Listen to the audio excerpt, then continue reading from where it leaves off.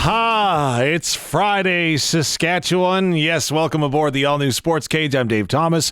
Filling in for Barney Shankaruk, we've got Colson, we've got Curtis, and we've got you. Thankful to have you along on this 22nd day of November, one of the most influential days in American history.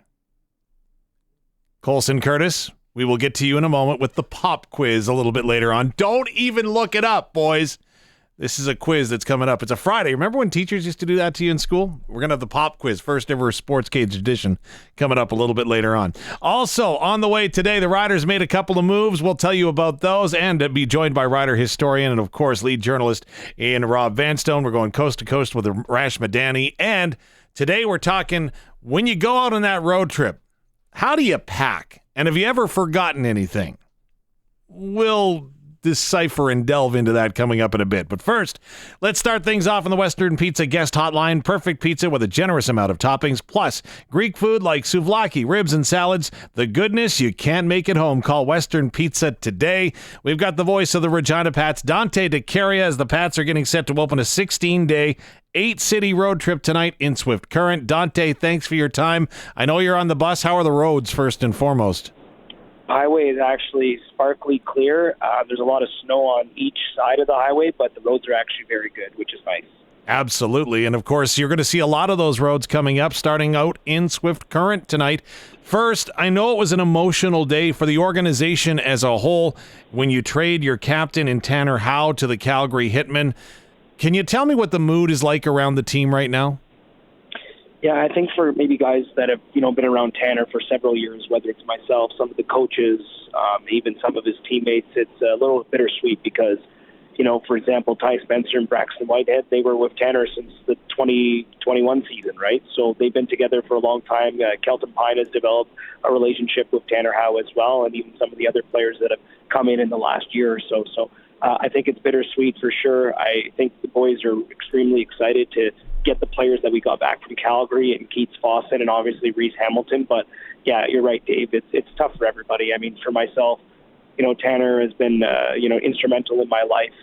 He's been, a huge supporter of myself, in my time covering junior hockey or at least working in sports. In fact, now it's 10 years. I know it's hard to believe that, but I've never, developed a relationship with a player like I have with Tanner Howe. So he's a tremendous person. He's a great hockey player. Really looking forward to see where his journey takes him. Wishing him all the best with Calgary. But I think for a lot of people in the organization, Thursday was a tough day for a lot of people because, Tanner, you watch just his development as a person, as a player. And for myself, I just, to have an impact on someone's young life just means the world to me. One of the reasons why I coach baseball. So just looking forward to having these two young players with us and seeing what happens on this road trip. Dante Decaria, the voice of the Regina Pats, is joining us on the road. Of course, we're here on sportscage.com. Of course, we invite you to check out the stream there or on our YouTube channel, like, subscribe, and join us along. But Dante, I don't want to say it was a state of denial, but many observers going into the season felt that Tanner was most likely to be moved, but it doesn't soften the blow at all, does it? No, it doesn't. I mean, I think everybody in their right mind, including the player himself, knew that this day would come. I don't think, including myself, that we thought it was going to come in November. But just from what Alan Miller said in his his interview with you and the rest of the media yesterday, it made sense to make this move right now because when Tanner gets invited to Canada's World Junior Selection Camp and maybe makes the team, he's going to be away from the team for a month, and then you have to move him right after that. So really, the Pats wouldn't have an impact player in Tanner if he remained with the club for over a month. So at least they're able to get two players back that are going to be here for the next, for the rest of the season, to be quite honest with you. So I don't think you ever planned for, a player being traded up before January 10th. I think I had a feeling that he was going to get moved, whether he was before World Junior Selection Camp or after. So, yeah, I think everybody understood that the move had to happen. Like I said, in order to continue this rebuild and continue the process that Alan Miller has put in place, you have to make a difficult decision like this. And, I wish it would have worked out, both ways, where you win with the player and he moves on to a successful pro career. But unfortunately, this is just the cards that the team was dealt, and we just have to move forward. What's the feeling like on that bus or inside the locker room right now? In the fact that as a fan, as an observer, as a media person, sometimes we forget the humanity that is involved, right? Tanner Howe came to Regina as a young hockey player from Prince Albert, Saskatchewan, calls Regina home for the last couple of years, and now is on the move. But not only does he have to go ahead and adjust, so do the players that are on the bus, because he's become like a part of the family, right? No, that's a really good point, Dave. And I just want to add to, Regina being his second home. It truly is his second home because he actually lives here in the off-season. He trains with Tristan Fry in Next Level Hockey and that program in Regina. All of his off-ice training is in Regina because Prince Albert, there's no ice in the off-season. So he would have to live in Saskatoon, but he's already built such a base in Regina. So he drives down to Regina for his summer, spends his weeks here in Regina and trains here in the Queen City. So this is really his second home. Like, for example, for myself, I would see Tanner actually quite a bit during the off season. He was coming out to my baseball practices and helping out with me and the kids and stuff like that. So I was around the kid quite a bit, and he's heavily involved in the community. He's around the rinks. He's a familiar face to a lot of people at the Cooperator Center during the summers, etc. So, yeah, he's just a friendly face around the rink. And, as far as this group, yeah, it is tough to lose your captain, but thankfully we have some leaders in the dressing room that can kind of take his place. I look at John Babcock, I look at Ty Spencer, I look at Braxton Whitehead. You're three overage players that all have letters, three guys who have been there and have done it, three guys that have important voices in that dressing room. So it is difficult for the team, but I think they should be looking at this optimistically because, say, for example, if you're Dane Deschamps, Braden Smith, or Connor Bear, or some of the 07s like a Cole Temple, well, you're getting two players that are in your age bracket to compete. So to me, it's a message from Alan Miller and the coaching staff to those players to say, hey, we're trying to build something around this age group, build something special here. I think those players should take that in a positive light, that we're trying to build towards something around Cole Temple, around Braden Smith, around a guy like Dane Deschamps.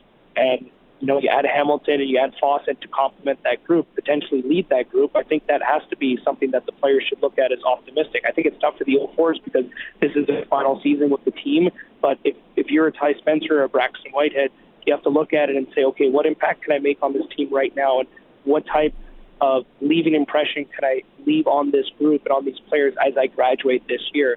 Because, I remember my first year at the Regina Pats, Logan Nyhoff, right? He took Bedard under his wing. He took Tanner Howe under his wing, and he showed them the way. And then they just kind of set that culture in the dressing room. And then as Tanner Howe leaves, he has to pass the keys down to other players that are currently in this Pats locker room, and so on and so forth.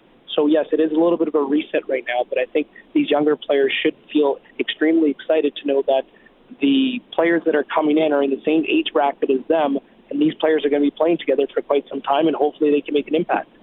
Dante Decaria is joining us on the Western Pizza Guest Hotline, live from the Regina Pats bus. They take on the Swift Current Broncos tonight. You can hear the call starting at 6:30 right here on 620 CKRM. It's all part of Bennett Dunlop Ford Hockey here on CKRM. And Dante, maybe one more point before we move on from the trade itself. One thing that I found extremely interesting, looking into the behind the scenes, if you will, of how this deal came to fruition, was the fact that General Manager Alan Miller said that it was actually Calgary that put a deadline on this deal happening as opposed to the Regina Pats, which I think significantly speaks to the quality of player that we're getting back in return.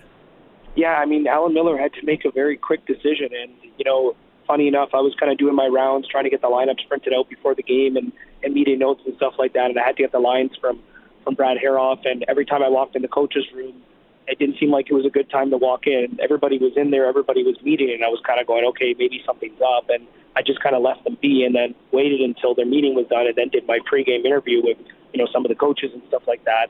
And then I came back to deliver the lineups to the coaches, and they were meeting again. And I was going, okay, something's happening. They're obviously having to make a quick decision. And then that resulted in Brad Haroff pulling Tanner Howe away from the group when he was just about to step on the ice for warm-ups. And I don't think you ever want to put a player in that situation. I think Alan Miller in his comments yesterday said that he wished it would have been handled differently, but I think Calgary put pressure on Regina. It seemed like they wanted to move Reese Hamilton no matter what, and from what I read into Alan's comments yesterday, and I think you guys aired it on the SportsCage, was that they were going to move him to another team, if not, Regina making that move at whatever 6:30 or whatever it was. So it put everybody in a difficult situation. Alan Miller had to make a quick decision. I think it was the best move for the Regina Pats because they're getting a player that's going to be in that CHL USA prospects game next week in London. So that bodes well for the organization. But this kid's going to get drafted maybe in the first or second round this year. Like, he's got off to a really slow start, and I think he's just going to be amazing. Like, he was my favorite player to watch in the WHL last year, and I'm not even lying. Wow. Like, to watch him skate, see how he sees the ice, his hockey sense, how he moves the puck, how he runs the power play. I believe he's going to be a better player than Carter Yakimchuk. And that's not anything against Carter Yakimchuk. That's just how highly I think of Reese Hamilton. And I also love Fawcett as well. Every time I watched that Calgary team, Fawcett seemed like he had the puck every time. Like, the two players they're getting back, I'm not joking. I'm not just saying this because I work for the Pats. They are legit, and this is a great trade by General Manager Alan Miller. Yeah, and you didn't mention the 2 draft picks that are coming back the other way. So are those boys both on the bus right now? Yes, they are. I actually did a pregame interview with Keats and had a nice conversation with Reese, and those interviews will air in the broadcast tonight. So what do you anticipate their role stepping into the lineup right now as they embark on this journey with the team that is going to span 16 days in 8 different cities? A bona fide number 1 defenseman, quarterback in the power play, Reese Hamilton. He's going to log anywhere from 27 to 30 minutes per night with John Babcock and Colton Bridgman on the back end, as well as Alexei Chichkin. I think we also have to remember, it was funny, when I walked into the locker room today to meet those 2 players, they were in fact talking with their former teammates, now current teammates, Connor Bear and Alexei Chichkin, and they played together in Calgary. So there's now 4 Pats players on this roster that were members of the Calgary Hitmen roster last year. So they're all familiar with each other, which I think helps in terms of getting settled in. And obviously Chichkin has chemistry with Hamilton because they were D partners last year as well. So I think that has to help for the Regina Pats. But you look at John Babcock, he's already a +5 this season. He's a 20-year-old and has been essentially taking on the number 1 lines for every single team in the league. And he has that plus-minus where it is right now. And then you bring in a guy like Reese Hamilton, who's going to be that number 1 defenseman that can move the puck up the ice. I think it only just helps the Pats score goals. And then along with Keats Fawcett, I mean, this is a 19-goal scorer last year. He's expected to be the top scorer for the Pats right now. So he only adds to their top 6. Like, these are 2 legit players. And Hamilton's going to be a top defenseman for this team. I thought the Pats needed a defenseman that can run the power play because their power play has struggled in the recent stretch. So this only helps them offensively. Well, the recent stretch, though, has been a pretty good one, dare I suggest, as you get 3 of 4 possible points in Brandon last weekend.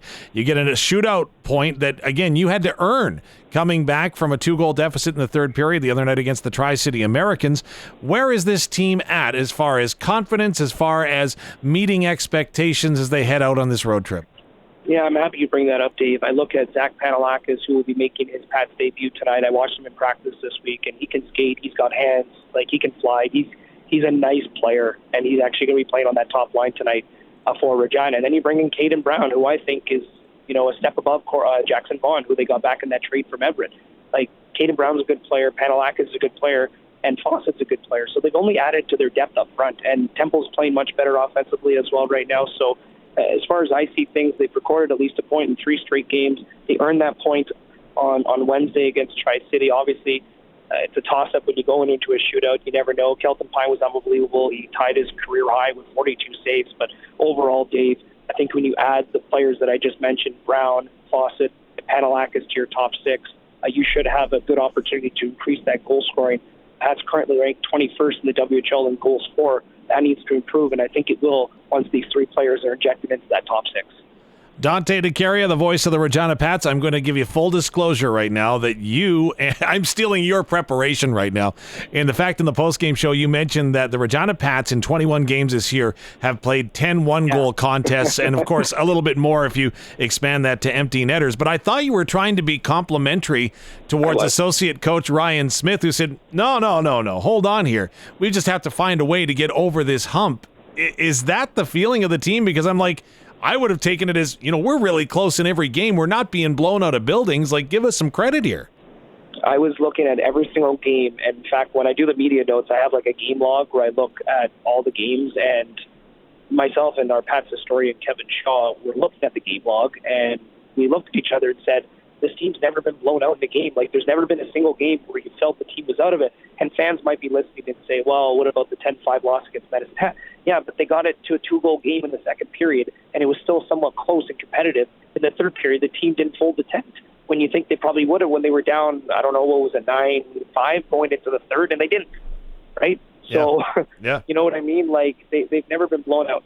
One thing I will say, you mentioned, Regina having played, what I said, 11 of 21 or 10 of 21 games in one-goal games. Swift Current is actually 8-0 in one-goal games this year. So they know how to win in one-goal games as well. Absolutely, and that comes with experience. And I guess the one thing you have to do is stick with it. And to me, the sense that I get from the outside looking into the coaching staff, they're very good at keeping this team on point and keeping the proper motivation, but also confidence in what they're doing.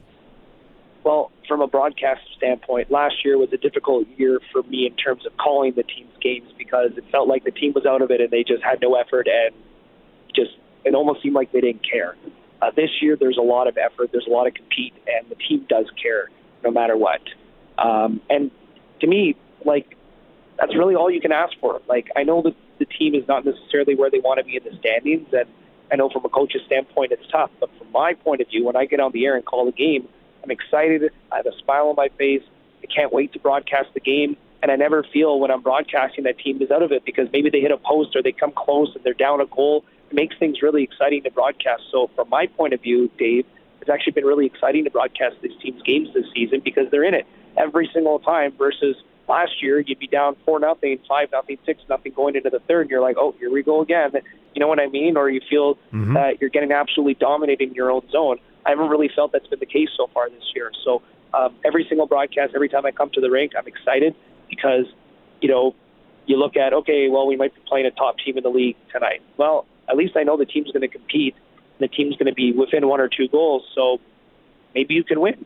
You know what I mean? Yep. All you're saying is there's a chance. And the chance comes in Swift Current tonight, then off to Prince Albert before heading out to what looks to be a very tough British Columbia division. What do you see out in BC? I see a lot of really good teams coming up. Like Kamloops, they've taken a really big step this year. They were one of the bottom-seeded teams in the entire WHL. Nathan Bain is absolutely legit. I mean, he's a 17-year-old star.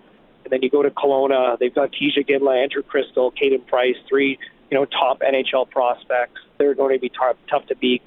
Prince George, towards the end of the trip, one of the top teams in the WHL. Vancouver's got Connor Schmidt, who leads the entire WHL as a 17-year-old in goals. Victoria has Cole Reshney, who's a Saskatchewan kid. He's exceptional. Like, that whole BC division is very strong, and I know some teams have underperformed. I don't think Kelowna is where they want to be right now, but they're making some additions recently. Like, that whole BC division is really tough. So there's no easy night, and that's not going to be an easy trip. It finishes off in Edmonton. So, like I said, it's just like I talked about in my last answer. Team's going to compete, right? I look at all those games, and there's no clear cut. Okay, the team's going to pick up a win, or there's no clear cut. Oh, damn, we might lose this game. I expect them to compete in all those games. All right, Dante Decaria, he is the voice of the Regina Pats. 2 more before you go. First and foremost, go ahead and take us behind the scenes of Dante Decaria, because you're going to put on a lot of miles on that bus, but you're also going to be staying in a lot of different rooms and places. How does the packing go? Have you ever forgot something that you got somewhere and you're like, I cannot believe that? Full disclosure, my worst one was calling football, and I forgot my contact lenses. Can you imagine that one? So the worst, actually, for me, and I think about this all the time. So when I was working for the Lansing Lugnuts as the number 2 broadcaster under Jesse Goldberg-Strasser, who actually just made his MLB debut last summer with the Oakland Athletics, doing play-by-play at Fenway Park in Boston. He's been a huge mentor to me. So this was in 2018. We were in South Bend, Indiana, and we were broadcasting the Chicago Cubs Class A affiliate and the Toronto Blue Jays Class A affiliate. I was with the Jays at that time. And we had, what are the Booster families, or no, Booster Club or whatever, something like that. So the Booster Club, God bless them, I love them, but they were a little bit much. They used to always come to the booth and bring us treats and stuff like that. So they came in with a massive cake for Jesse's birthday.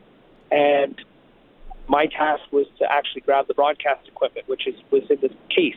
Well, instead of taking the broadcast equipment, I lugged this massive cake to the bus, left the equipment in South Bend, Indiana, and when we got back the next day to prepare for the broadcast, Jesse comes up to me and says, "Where's the equipment?" And I turn around and say, "I thought you had it." And he was just like, "No, I didn't have it." I said, "Well, I was busy grabbing the cake. You forgot the radio stuff in South Bend." So my host family at the time Carol and Dale Walker, unbelievable people. I was living with them with 3 other players on the team, drove out to South Bend and got us the equipment about 5 minutes of broadcast. We set up and jumped on the air. It was absolutely incredible.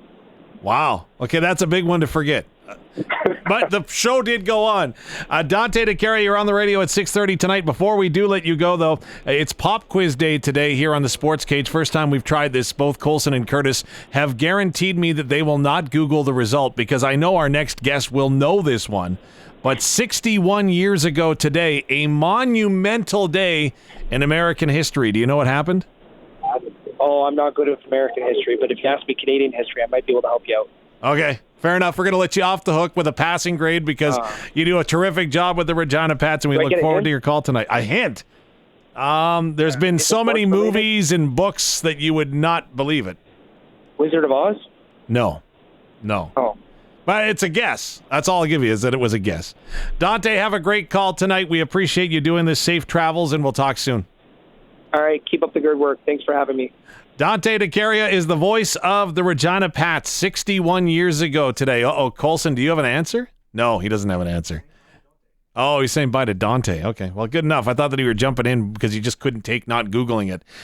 The guy that does not need Google because he has got so many facts that he's got off the tip of his head. It's incredible. He is going to be joining us next. The Riders made a couple of moves today. Yes, the senior historian and journalist of the Saskatchewan Roughriders, Mr. Rob Vanstone, will join us momentarily. We'll be back, and of course, we got to take a trip out to Leroy, too. I believe that Cody is working hard out that way, too. It's the All New SportsCage. We're streaming at sportscage.com and, of course, here on 620 CKRM. Well, good afternoon. It's Dave Thomas once again in for Barney Shankaruk on the All New Sports Cage, of course, streaming at sportscage.com.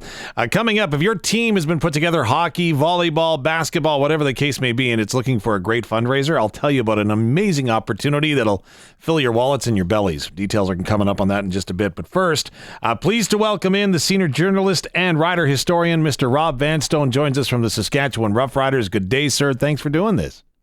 Pleasure, Dave. Nice to chat with you. Well, it was awesome seeing your dog Candy in the background, and I promised I was going to ask this question. How does Candy like the snow? She loves it.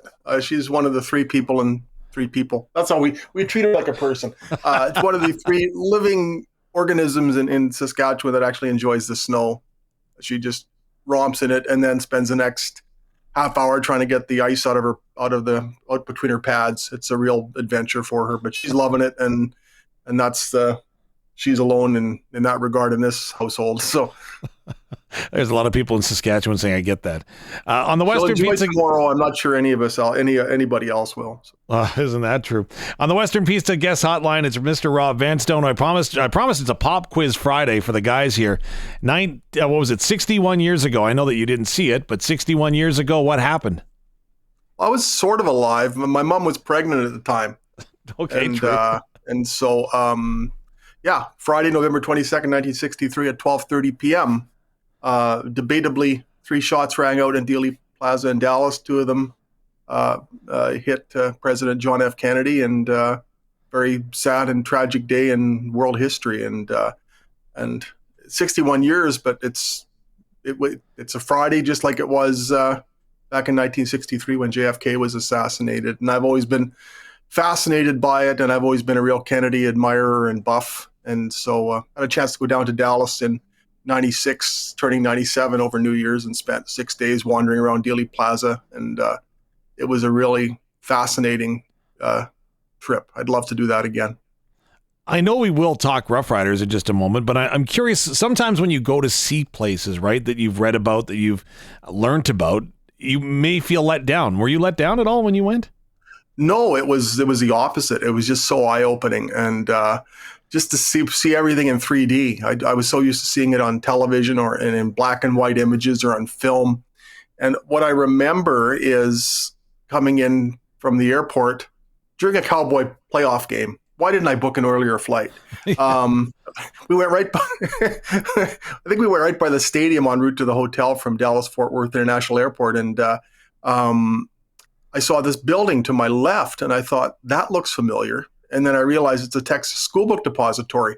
But what struck me was that it wasn't in black and white. I was expecting to see everything in black and white because I'd been so used to those images. And yeah, I'd seen pictures of the kind of the burnt red brick building, but in person, I was expecting to see a black and white building and a black and white Dallas, and it was in color. And because of that, I didn't recognize it instantly. It's like somebody had colorized my entire vacation, and I don't know if 6 days walking around trying to solve an assassination constitutes a vacation, but it was a really cool trip, and I got to see a couple of NHL games, including one of them with Wayne Gretzky scoring 2 goals for the Rangers, and went to my first National Basketball Association game. It was a really amazing trip.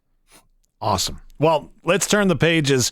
This may have seemed like a vacation. It most certainly did to me, as it seems like just yesterday we were talking about, hey, the Saskatchewan Roughriders are getting ready to open training camp in Saskatoon, and all of a sudden the CFL season has come to a close. Did it fly by that quickly for you as well? That one, unlike any Rider season I've ever experienced, just absolutely zoomed by. And I talked to Corey Mace about it one day in a scrum. We were probably in it. I asked him a question along the lines of, can you believe it's like week 17 or something to that nature? Because it just absolutely zoomed by. It doesn't seem like that long ago that it was training camp. But then I look out the window and realize that, it was a while ago. Although some days of training camp reminded us of today's climate. It's pretty cold some of those days, but I've never seen anything fly by. And maybe it's a symptom of age, because every year it seems that time elapses on fast forward. But this one really zoomed by. And I think that's a good sign. You know, the tough years, they tend to log you grind along minute by minute, hour by hour. And when you're enjoying yourself, when you're doing something you love, when you're on a vacation, for example, time seems to proceed at an accelerated pace, and that's what this season was like. So if you were putting together a book and every season of the Saskatchewan Roughriders was a chapter that would have its own theme, that would have its own description, what would the chapter for 2024 look like or sound like? It would be something along the lines, there would be some theme based on resiliency and perseverance. Because when you look at the obstacles that were thrown in front of this football team, and I think it could easily, a different group with a different dynamic could easily have succumbed to the adversity it faced. Losing starting quarterback Trevor Harris for 6 games, absolute carousel of offensive linemen due to injuries. Not talked about as much, but I think also significant. It was the amount of injuries through the receiving corps. AJ Willett being limited to 8 regular season games by injury, etc. It really is remarkable when you consider that this team ended up staging a home playoff game, even making the playoffs after so many body blows that could have just resulted in a KO. And I think it would be something along those lines, a team that was really, really resilient and really resourceful and was able to somehow withstand a lot of the things that were thrown in its way. That's going to be, I think, my enduring memory of 2024. We both had the opportunity, Rob Vanstone, to speak with the Vice President of Football Operations and General Manager Jeremy O'Day yesterday. And what was your takeaway from that conversation, both reflective and looking towards the future? I think when Jeremy talked about how it's an ascending team, and I think that was a message that needed to be trumpeted, because especially so soon after the Grey Cup and so soon after the Western Final, it's pretty easy to focus on what didn't go right, the ending to the season. I know that's been the focus in Winnipeg this year or this week. It hasn't been. And Mike O'Shea talked about it a bit, how it hasn't been how a team started out off 0-4 and dealt with its own forms of injury-related adversity, ended up making it to the Grey Cup. That hasn't been the emphasis there, and it's easy to fixate on that last game. So I think it was important to take kind of a 38,000-foot view of the season and the time that's elapsed since the Roughriders' last game. I think that made it a little easier to do. And look at where this team is now, especially when you consider, things that, 3 minutes ago when it was training camp, we really didn't know what kind of year it was going to be. But the previous 2 years were sort of still in the ether, and it's nice to have an off season that where you're not reflecting on 6-12 and 7 straight losses to end the season. It's the end of the season, despite that final game in Winnipeg, was a testament to the team's success. I mean, just spinning out of that 7-game winless streak when so many parallels were being drawn to the previous 2 years, even though I think there were more dissimilarities than similarities between this year and the previous two. For this team to have done that, I think that was an important thing to discuss, and I took that away from it. The only constant, they say, in professional sports is that there is change and evolution. So obviously there is going to be some change inside the walls of the Saskatchewan Roughrider locker room. What do they need to do, they being the Saskatchewan Roughriders, to ensure that they take a step forward from the solid base then that they've established this season? I think, free agency being what it is and one-year contracts being as popular as they are, I think, and again, this is something that Jeremy O'Day talked about a great deal yesterday, or 2 days ago, pardon me. Continuity is so important, and it's just so tough to do with one-year contracts being in vogue. But there will be some needs in free agency, obviously, but I think one of the keys is really to keep as much of the band together as is possible. And it's tough, especially when a team's coming off a good season, because that means a lot of players played well, and a lot of them are going to want to be rewarded for that. And so how do you reassemble as much of this team as possible while keeping in mind that there are the parameters of the salary cap? And Jeremy has re-signed through this year, and in some cases the year after, a significant portion of the base. But you look at some of the pending free agents, Jameer Thurman, for example, Marcus Sales, etc. Trevor Harris. I think it's really important to bring back as many of the key players as there can be. And the more that can be done, the more 2024 can be a building block. It's interesting to me because it doesn't seem like that long ago that observers of the Canadian Football League were pointing to a lack of talent at the quarterback position. Now it seems like there's an abundance of such talent spread around the league. Can you recall a time where there were as many moving pieces in the quarterback carousel going into an offseason as there potentially are right now?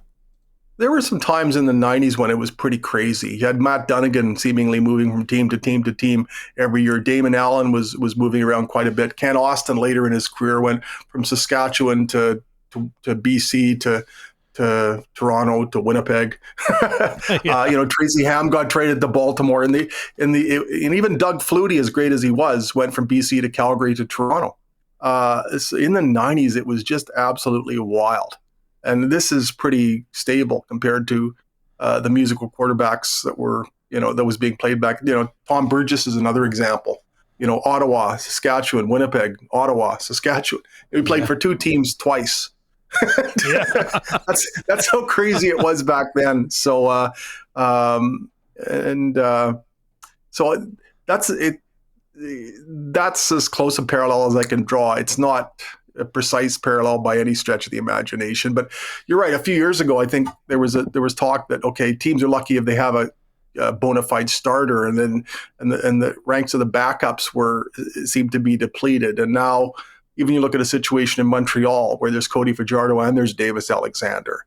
You look at the depth that they're going to have in Toronto, where Chad Kelly is going to return at some point next season, and Nick Arbuckle just won a Grey Cup. Right. Yeah, that's right. You look at the BC situation, even Edmonton this year, with Trey Ford and McLeod Bethel Thompson, there was good grounds for debate there because they had two guys who, despite their record, could play. And so you look at, I talked about how the Riders were able to withstand some of the adversity. I think it was pretty key for Shea Patterson to come in and the Riders to pretty much hold serve while he was there. It was 2-3-1, and it could easily have been 3-3 if not for the way the game ended in Ottawa. So the cause was not lost when Trevor got hurt. And I think that's also underlines the validity of your point regarding the quarterbacks. How about Kevin Glenn when you talk about jumping teams, huh? Oh my goodness! I mean, a 3-time Rough Rider. I mean, and such significant stretches of time between being a Rough Rider between chapter 1 and chapter 2. Right before training camp in 2004, he was traded to Winnipeg, and then it's more than a decade elapses before he comes back. I mean, that was absolutely wild. The one of only 2 three-time Rider quarterbacks. The other one was Frank Tripucka. Oh, wow. Jeez, It was on the Roughriders when they were in BC on November 22nd, 1963. The Riders had tied 2 days before John F. Kennedy was assassinated. The Riders had beaten BC 13-8 to tie the best of 3 Western Conference final at 1-1. And the day after the assassination, the Riders were defeated by the Lions. But Frank Tripucka was Ronnie's backup. At times, it was a starter in 1963 after starring in the American Football League with the Denver Broncos. Yay, Broncos. You worked that in well. Well done.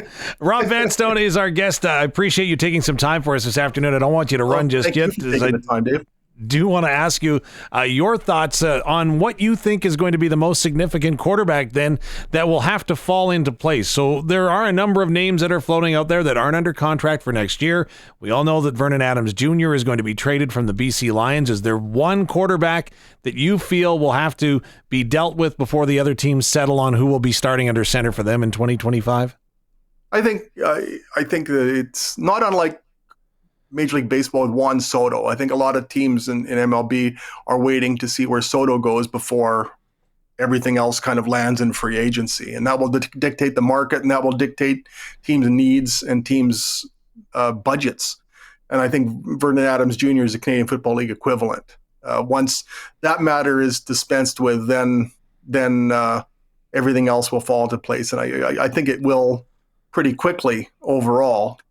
Teams need to kind of establish their direction, and the quarterback is such a pivotal player there. So once BC deals with, VA, and I would think that would be before the end of the year, then everybody else is. I think everything else will unfold quite logically. Do you want to throw out a team name as a prediction? You don't have to. I think Calgary makes a lot of sense if you look at the situation there. If I'm BC, I'm pretty reluctant to deal with him within the division, but I'm not sure there's an option in the East Division that would make sense. I think the quarterbacking situations out east are all pretty stable. The only question is in Montreal with Cody Fajardo and Davis Alexander, but the certainty there is that one of those two will be the starting quarterback. So if you can't really deal him outside the division. So I think within the West, it's Calgary, maybe Edmonton, but I wouldn't be surprised if Trey Ford is anointed the starter in Edmonton, or at least given a real opportunity to compete. So I think process of elimination leads you to conclude that Calgary is part of the front runner there, because there's a clear, glaring, obvious void at quarterback in Calgary. Do you think McLeod Bethel Thompson plays again in the Canadian Football League? I do. I mean, he threw for more than 20 touchdown passes this year, and I've always liked watching him play. I love the way he puts a spin on the ball. He was a teammate of Trevor Harris with Sacramento in, what was it, United Football League in 2011 or something like that.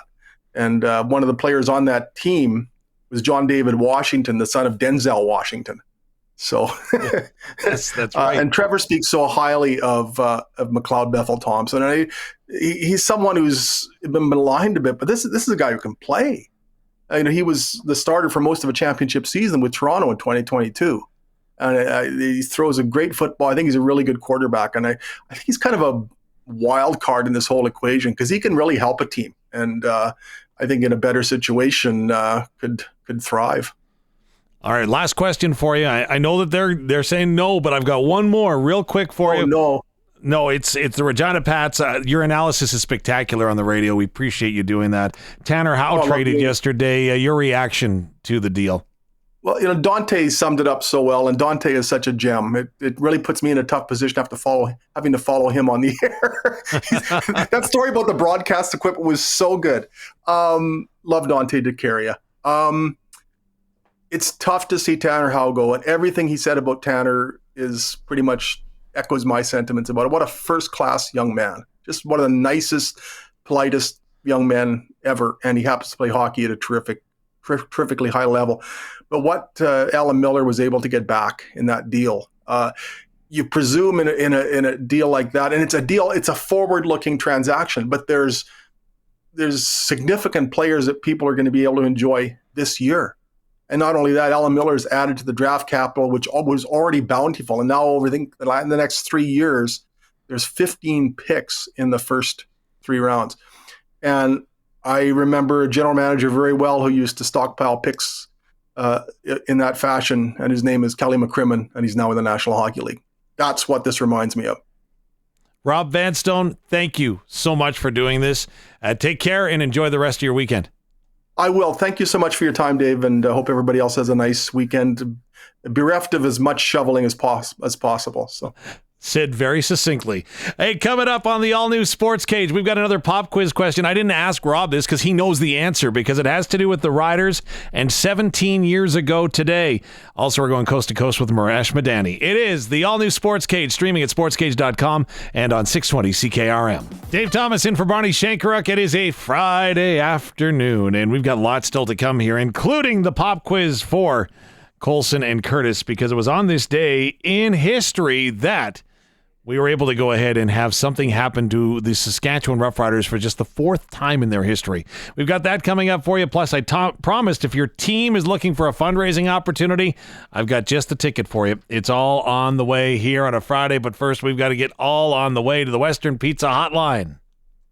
The all-new Sports Cage and Coast to Coast with Arash Madani is brought to you by Smart Investing Solutions. Be smart with your money. Call Brian Golly at Smart Investing Solutions, 546-2533. All right, well, we're going to join Arash Madani in just a moment. First, though, here's the opportunity. If your team is looking for a fundraiser, why not head to the Canadian Brewhouse? It's a chance to win $2,500 with tons of options to choose from. The Canadian Brewhouse can help you raise the funds for your crew. Details are online at thecanadianbrewhouse.com. Now, we invite you to join us on the text line. Of course, it's always open and awaiting for you on the Capital Ford Lincoln text line at 306-936-6262. Capital Ford Lincoln, Saskatchewan's #1 Ford retailer, capitalfordlincoln.com. All right, let's pull it out. Saskatchewan, hop to the text line, show off your smarts at 306-936-6262. It was on this day 17 years ago that something would happen for the Saskatchewan Roughriders for just the 4th time in the team's history. Do you know, Colson? It's obviously not Grey Cup, because that was the 3rd one in 2007. Absolutely, yeah. But 2007, right, is 17 years ago, so it makes sense. Yeah. But it only happened 3 times prior to today's date, 17 years ago, in Saskatchewan Roughrider history.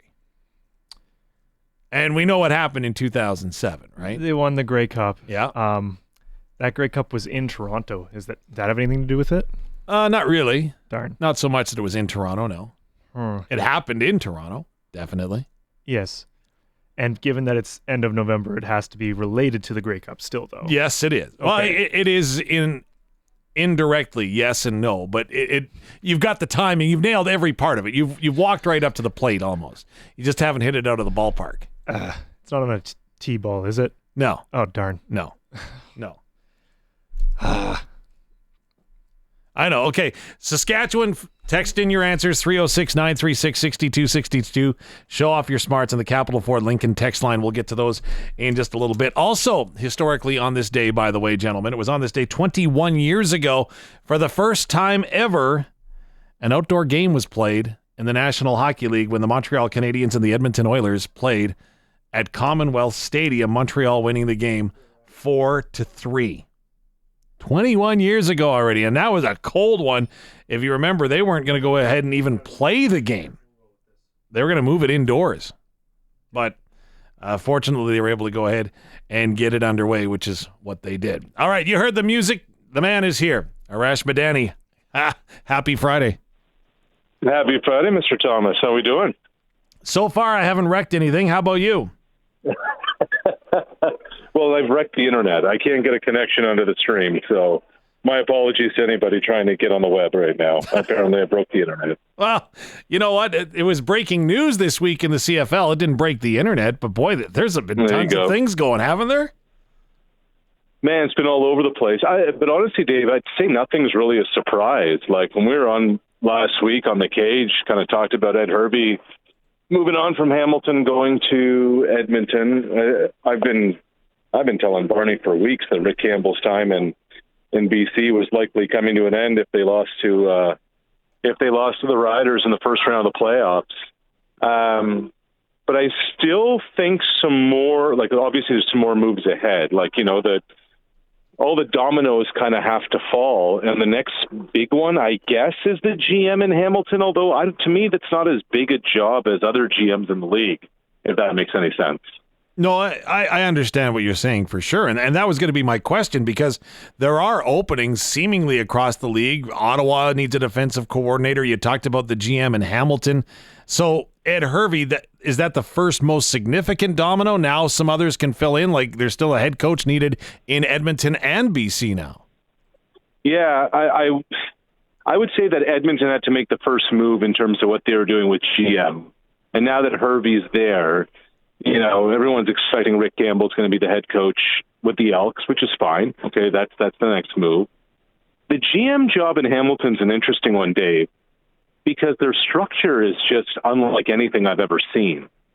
So they have Scott Mitchell, who basically runs the show there, but he's also got his hands in the soccer operation, but nothing of significance gets signed off without Scott's imprint on it. They also have Orlando Steinauer, who's the president of football operations. Scott Milanovic isn't your traditional head coach. He's got a lot of say in how the roster looks like, and they want to fit a GM in there. Like, where on the pecking order is the GM in the chain of command? Would it be fourth behind Mitchell, Steinauer, Milanovic? I'm not quite sure. I suspect the former Hamilton defensive coordinator, Mark Washington's, the favorite to get the Ottawa defensive coordinator job. But yeah, there's a bunch that still needs to happen, and there's talk Buck Pierce is going to end up as the head coach in BC. I just wonder if that happens. I know Ryan Rigmaiden's a big fan of his. I just wonder if that happens. The interesting point, and I defer to my knowledge of the sitcom The Office, and to quote, very nice. Whenever there's multiple managers, that works out well, doesn't it? So do you think Ed Hervey was maybe bailing a little bit on some dysfunction in Hamilton? Yeah, I just look, if you're Ed Hervey, you've been there a couple of years, and now you get to go back where you're a big brand in Edmonton. You get a fresh, brand new contract. I think there's a lot more job stability now. You get to hire your coach. He didn't get to do any of these things in Hamilton, brand new owner. So there are a lot of reasons why you would take that job. I would say the Michael Scott and Dwight Schrute of the Canadian Football League would be a heck of a conversation to have. It may be more at the league office, Mr. Thomas, than it would be inside the walls of any organization. You know what I mean? Andy could fit in there somehow too. I'm sure of that. I'm sure of it. Yeah. Okay. Yeah. I would say Corey Mace is the Jim Halpert of the Canadian Football League. Like, he's sneaky clever and is kind of running the show, but doesn't really want anyone to know it. I see where you're going with that. Okay, I can appreciate that. Yeah. It's funny. A lot of football executives, though, they'll keep their cards close to their vest. To me, it fascinates me in the fact that so many seem to be laying things out. Like Chris Morris, the new president of the Edmonton Elks, gave himself a self-imposed deadline of November the 24th to get his football operations staff in place. I'm like, okay. And now we've seen the new general manager out in British Columbia say that, hey, I'm going to go ahead and I'm going to move Vernon Adams Jr. Don't worry about it. I'm calling people right now. Like, is this unheard of and unparalleled? Because that's just the first of many quarterback moves that I'm sure we can anticipate this offseason.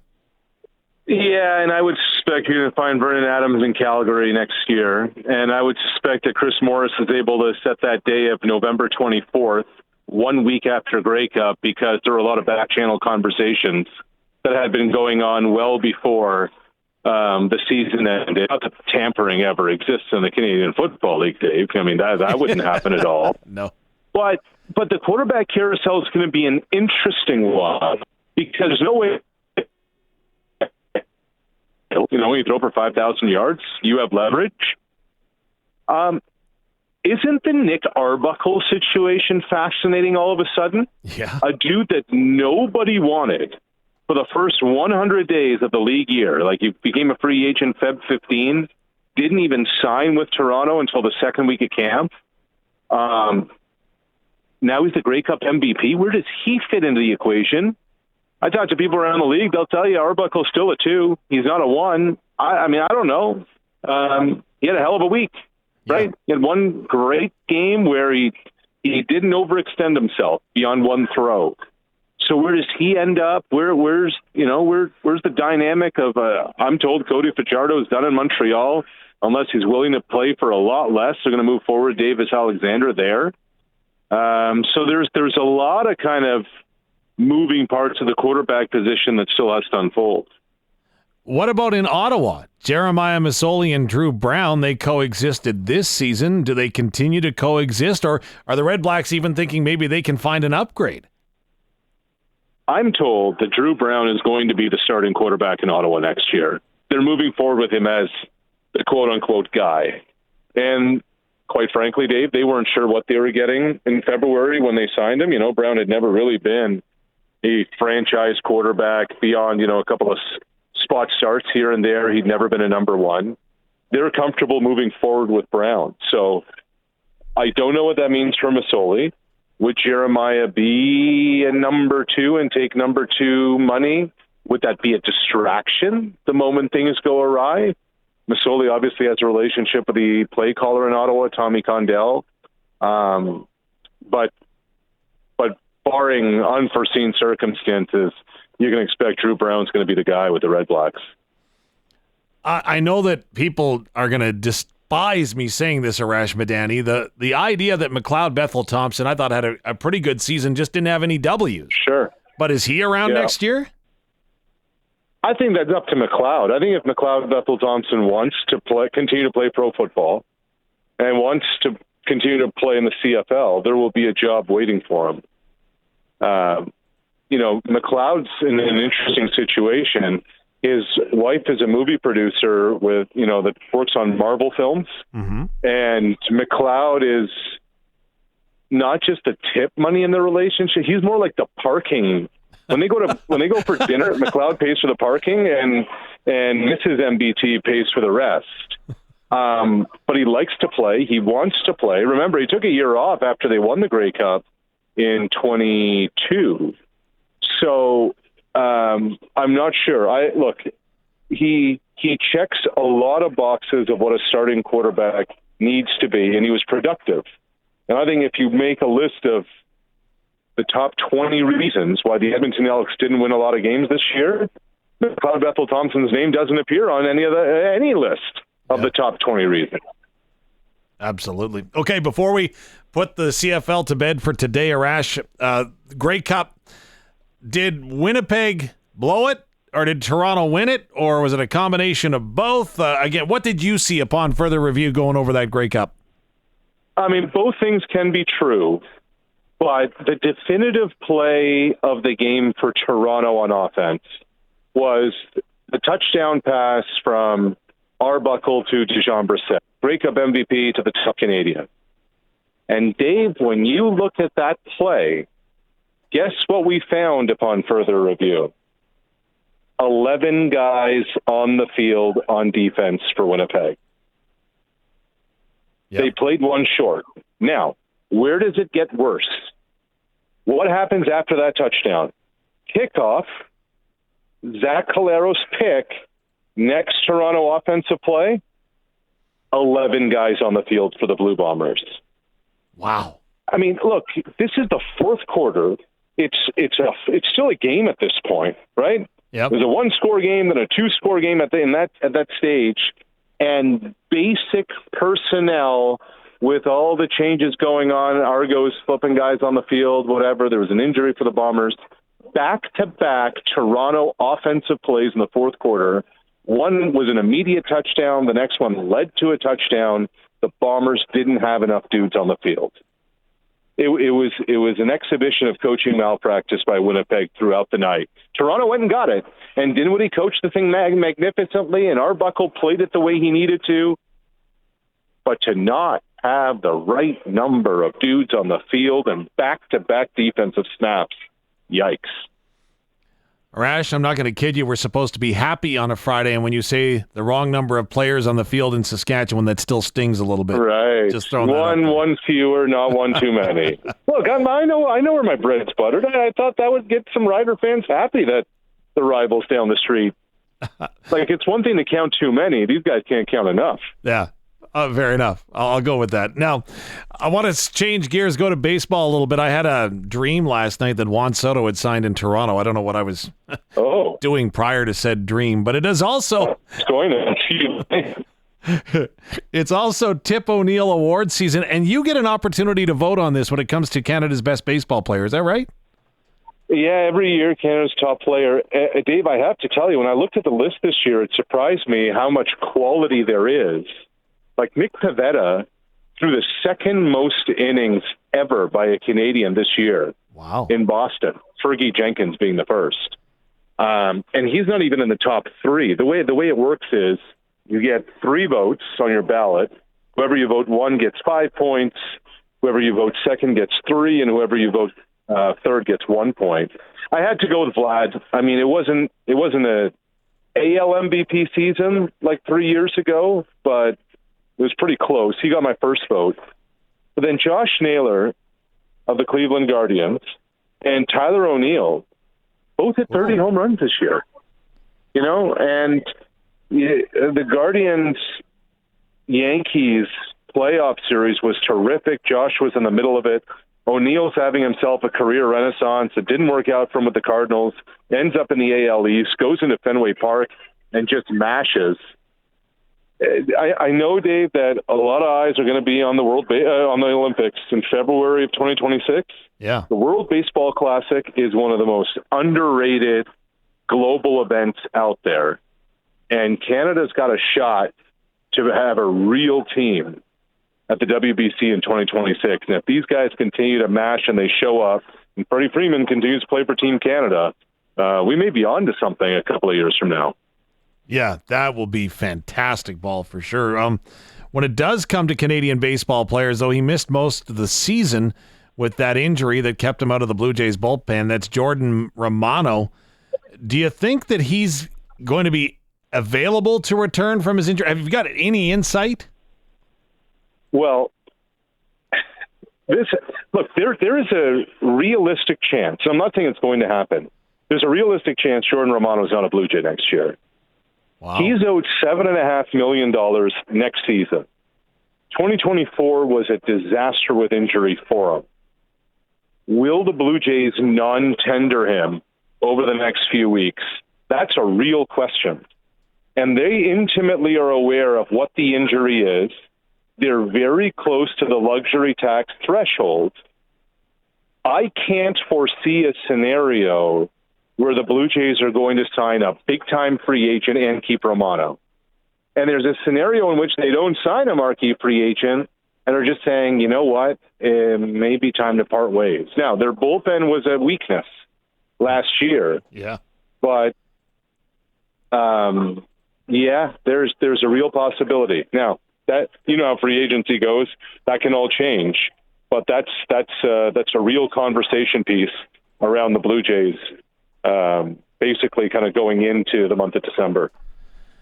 With Jordan Romano, it seemed to take forever for a diagnosis and or treatment plan. Is that due to the athlete? Is that on the team? Is that a combination of both, Arash? I think I don't know definitively the answer to that, but there is nothing in sports that is more unhuman and unorthodox than over and over again every night throwing pitches as hard as you can. Shoulders, elbows, nerves, ligaments, all can be messed up. And sometimes it's not just a definitive injury. Sometimes an MRI doesn't just show everything. Sometimes what you think it may be and having treatment to fix it won't. And sometimes there's not a definitive surgery out there that's going to repair it all. So that's why, the whole thing was murky from the beginning. He wasn't right in spring training, He was on and off the injured list in the early to midway part of the season. Then he was shut down for good. So it's, and then the bounce back, Dave, becomes the question afterwards. So I think there's a lot more answers needed on the Romano front, and nobody's really forthcoming as to what exactly it was. All right, before we move on, we've got two more pieces of business to take care of. First of all, up in Saskatoon last night, the men's senior national team took on the Dominican Republic, scored a very convincing win in AmeriCup qualifying, which, of course, can lead to an opportunity for a berth in the AmeriCup, then the World Cup, and then the Olympics. You were at the Olympic Games when the NBA players were involved. These aren't NBA players up in Saskatoon, but it has some definite ramifications. I'm surprised that the NBA hasn't adopted some form of international window like other sports have. Are you surprised at that at all? I'm not. I mean, the big one that is the main Olympic qualifier, but even a big international event, is the FIBA World Cup. Mm-hmm. Summer of 2023, Canada went to Jakarta and Manila.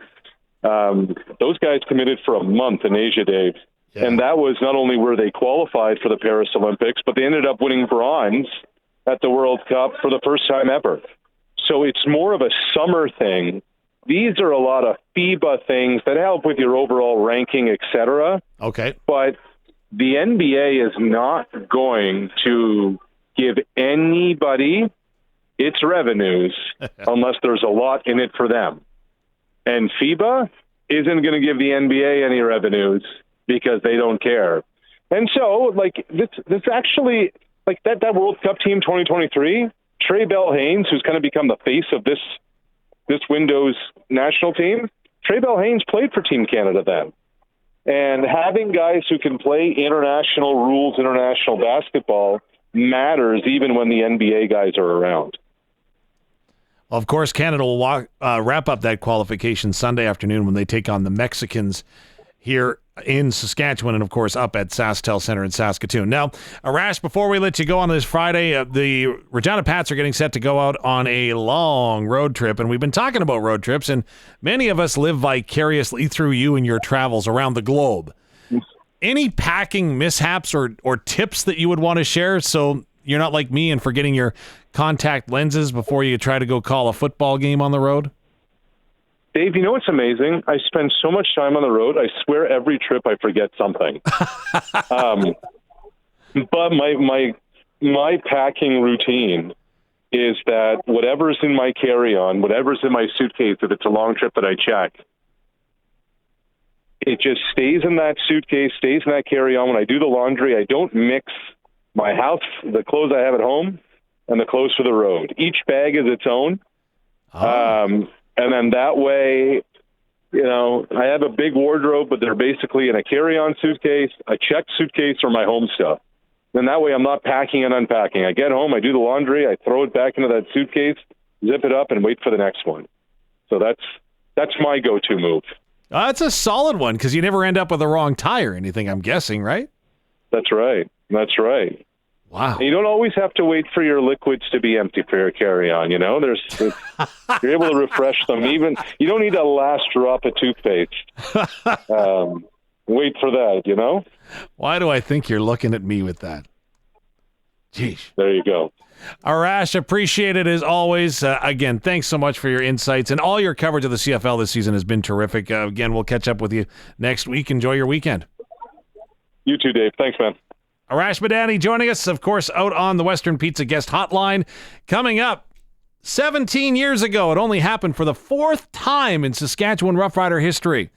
We'll get to that. Also, of course, it is your senior hockey report. We're going to check in with Barney Shankaruk on that. It's all coming up here on the All New SportsCage. Of course, we're streaming at sportscage.com and, of course, across Saskatchewan on your radio dials at 620 CKRM. It is a senior hockey report on the Sports Cage from the Monday Nooner. Get this. Have you ever wanted to bet? Have you ever wanted to get some action going on senior hockey games? Kid you not, now you can. Coolbet.com. They have Big Six action. Oxbow, Kipling. You want to go Redvers versus Carlisle? Ooh, the over-under set at 9. It's all at coolbet.com, plus other senior leagues from across Canada. Yes, you can now bet on senior hockey with coolbet.com. It is also brought to you by Future Ford in Melville. New units arriving daily in premium used vehicles that fit any budget and lifestyle. You can visit them, futureford.ca. All right, fellas. Millsy, Boz here from the Monday Nooner podcast. Where do we want to go? How did the week shape up quickly? Who wants to give a synopsis of what the week held? I think we mentioned on this program here last week, the game of the week was in the Big Six, and you had the aforementioned Wagon Redvers in Carlisle to take on the Cougars. That game in Carlisle went to a shootout with the Cougars knocking off the Rockets 6-5. Heard it was a heck of a game down there in Cougar country. Just a couple shout outs here for some of the folks. Ben Johnston, 3 points for Carlisle, and the winner, one of the Holt boys, Tayson Holt, had a couple points as well. So that was a huge game. Lots of talk in the Big Six with that one last week. And coming up in a bit, I'll give a rundown on a game of the month coming up this upcoming weekend in the Big Six. I think I got one too, Barn, is we talked about it again on the pod. Kyle goes into Delisle, and the new Delisle makes it into the top 10 as the number 4 seeded in the top 10 in the Monday Nooner top 10 for the week. They send the Delisle Bruins an early message, beating them 7-2. Brennan Bosovich had the hat trick for the Elks, so I think that's a big game that I had circled on my calendar too. So. And the one that I'll mention from last week in the Notikewin Hockey League, little Div 3 style, La Flèche back in the league, the Arctic men. They dump Gravelberg in a big way, 9-2. So a big win there in the Notikewin. Should we get into the top 10? The top 10 that we had this week on the Monday Nooner, fellas? Let's start it off here. I'll give the honorable mentions. Edam, 3 stars from the Sask West Hockey League. From the Prairie Men's, back in this year, the Cupar Canucks, and from the White Mud, the Tonya Huskies. Yeah, number 10 on the countdown was the Langenberg Warriors out of the Sask East. They're 2-0. From the Sask Alta, the number 9 seeded Lashburn Flyers. 8, sneaky 5-0, Allen Flames, number 8. They're in the Twin Rivers League. Out of the Sask Valley, we just talked about it. They beat the number 4 seed last week. From the Sask Valley, the Kyle Elks. The only undefeated team in the Big Six is number 6, the Moosomin Rangers. Heading up a little north, we'll go into the Sask West, the number 5 team, the Macklin Mohawks. Number 4, just up the 11, the Davidson Cyclones. They've got a perfect record in the Valley, 2-0. In at number 3, from the Long Lake, we discussed a little bit of them. Still don't know much about them, but they've set a couple of dirty beatings on some teams.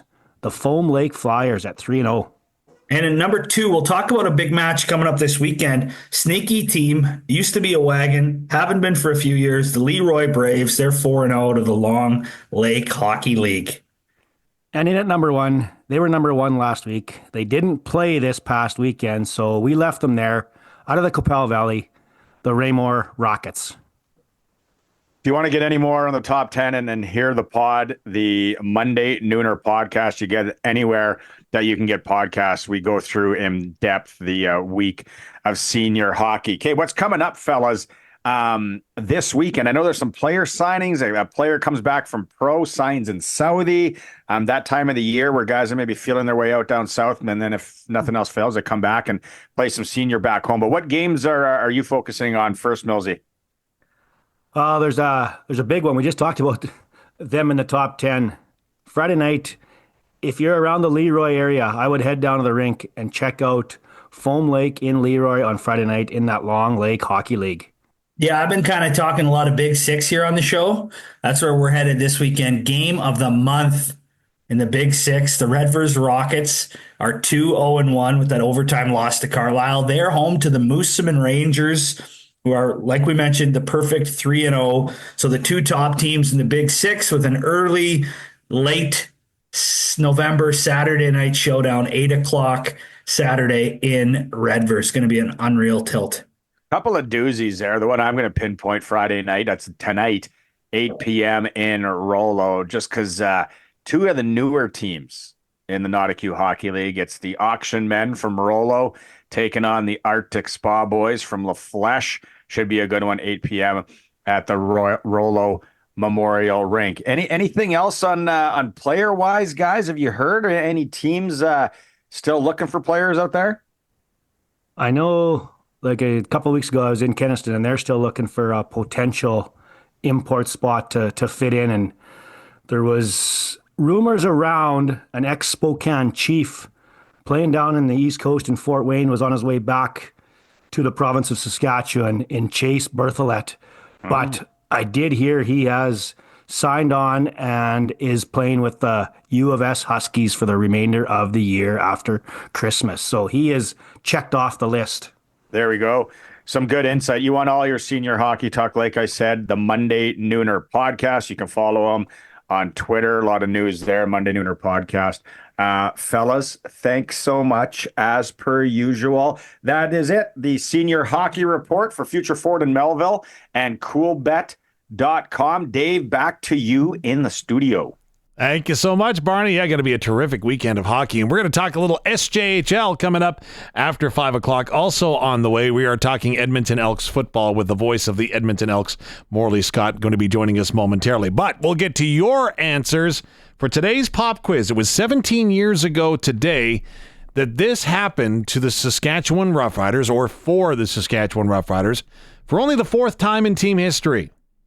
We'll get your thoughts coming up from the text line. Yeah, it's filling up at 936-6262. The text line brought to you by Capital Lincoln Ford.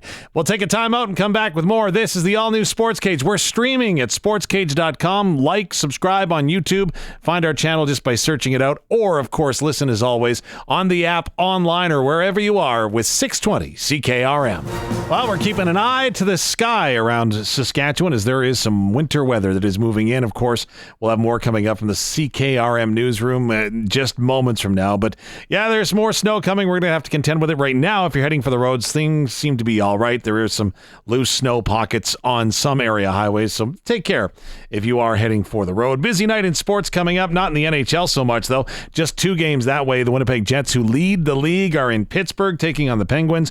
Buffalo taking on Anaheim. The Anaheim Ducks have won 3 in a row, but there's 5 games in the SJHL, 2 in the Prairie Junior Hockey League as well on the ice tonight. But it is Friday, the 22nd of November. Gentlemen, Colson and Curtis, we brought you in and told you that it's a Friday. We're kicking back. We're relaxing without Barney here. I'm Dave Thomas filling in.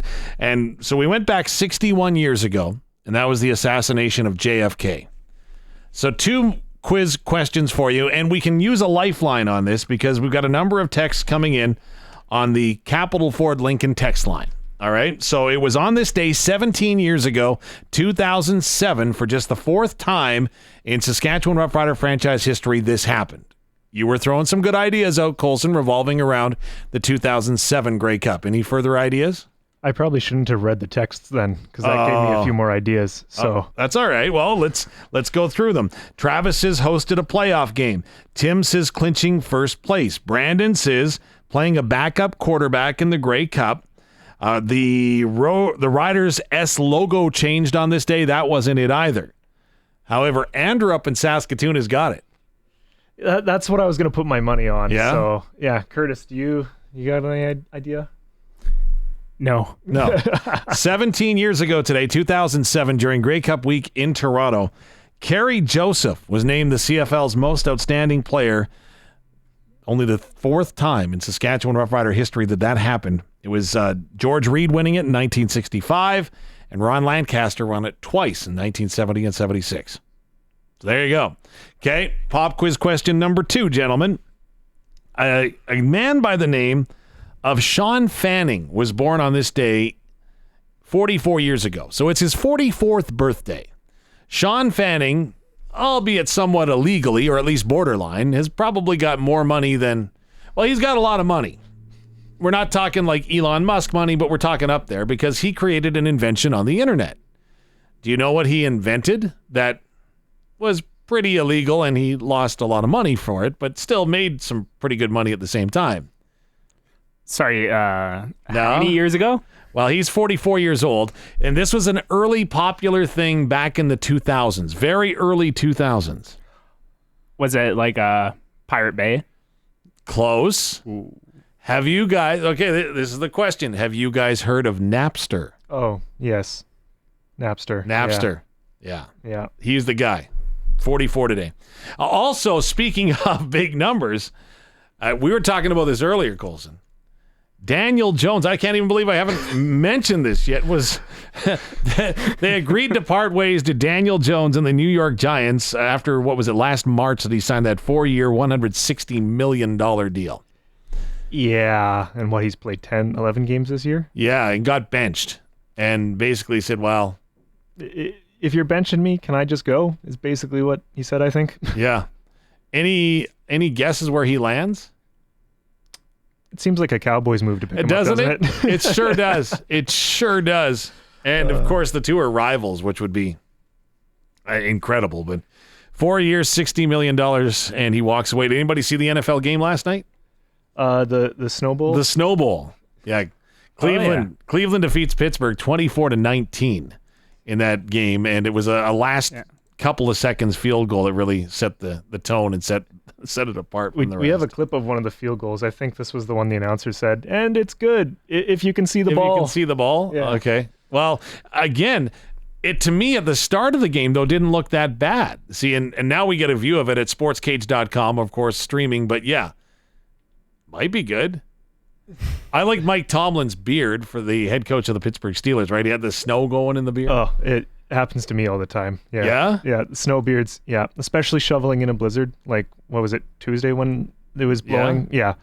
Yeah, no, I was out there for 5 minutes and then had to move from the backyard to the front yard, and I passed a mirror, and I was like, oh, yep, there we go, full white beard. Do you get the freeze up, though? You know what I mean? Like the icicles? It wasn't cold enough for it this time, but yeah, I've had the freeze up before. I've had the when you get icicles and then you snap the icicle and it snaps hair off in the icicle. That's always fun. Yeah, I know what you're saying. You know what's always fun is a good time over at the Canadian Brewhouse, and the NFL, as we're speaking of which, lives at the Canadian Brewhouse with Thursday Night Football and your chance to win a trip to an NFL home opener of your choice. $1 off tankards of Bud Light and Budweiser. Details are all at the CanadianBrewhouse.com, so check it on out and have a good time with some NFL football that resembled what we've had in Saskatchewan this week, and likely what we're going to get coming up starting once again tomorrow.